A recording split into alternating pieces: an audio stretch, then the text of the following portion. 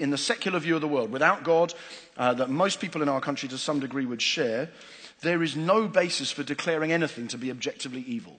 You can say you don't like it, you can say it's not very nice if it happens to you, but you cannot say it's evil, it just simply is. And that's bad. Let's do this.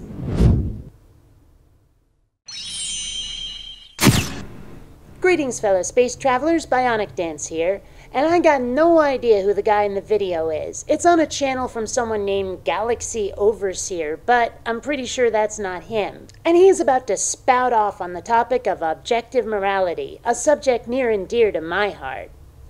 That's true of everything. There is no objective basis for saying that there is anything evil or good in the world. Creatures are born, creatures die, the strong eat the weak, and there's no reason to say that any of that is wrong, and no shoulder to cry on, and no hope that it will ever get better or be undone, and evil wins.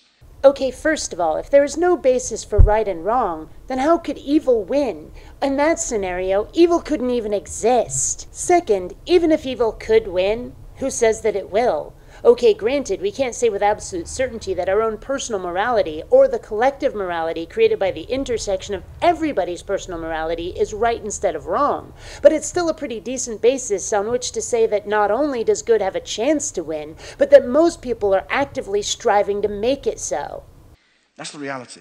At the end of it all, you just go back into the earth, and all the evil things that have happened remain totally unjustified. That's simply not how the world works. There's no emotional solution at all.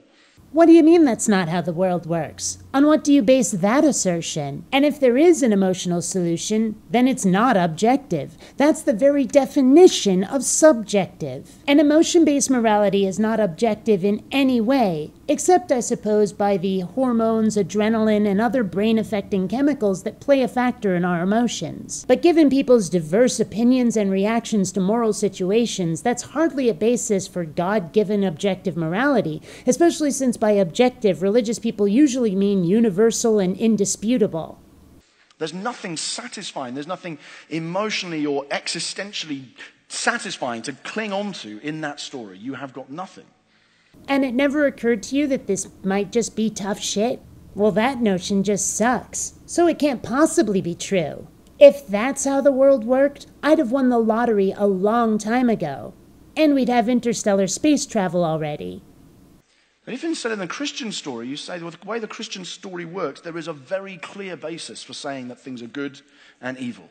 And the way the Star Wars story works, there's a very good basis for being a Jedi Knight or an evil Sith Lord. Stories don't determine reality, kiddo, no matter how much we might wish they were true.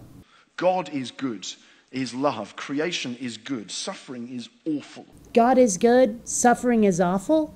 Then explain Job. Why did God let his suffering go on for so frickin' long if he could prevent it? And that says nothing about children with horrible fatal diseases. Why does your good God let them suffer? And those are just the tip of the iceberg. If your God is so good, I hate to see what his definition of bad might be. He takes human evil upon himself. Human evil is renounced. Human evil is then forgiven. When I was a little boy, I used to pray every night for a new bicycle. Then I realized the Lord, in his wisdom, doesn't work that way.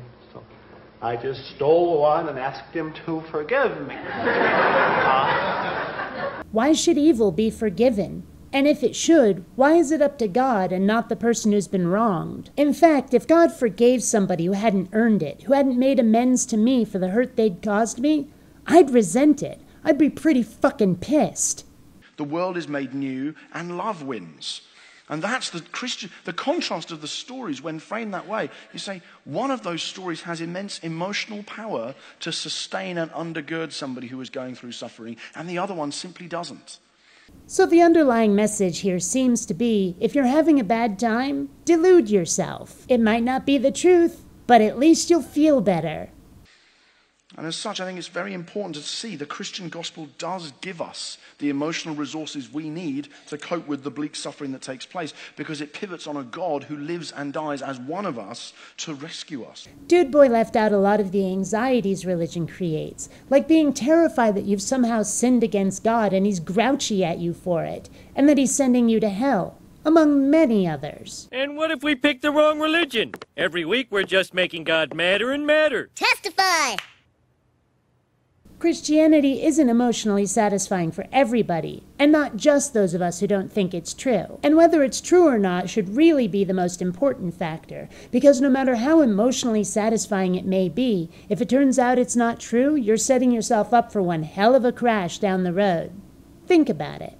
Until next time, fellow space travelers, this is BionicDance saying don't run on automatic. Instead, please think.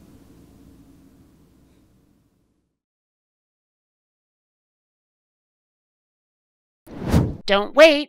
Rate today. Operators are standing by.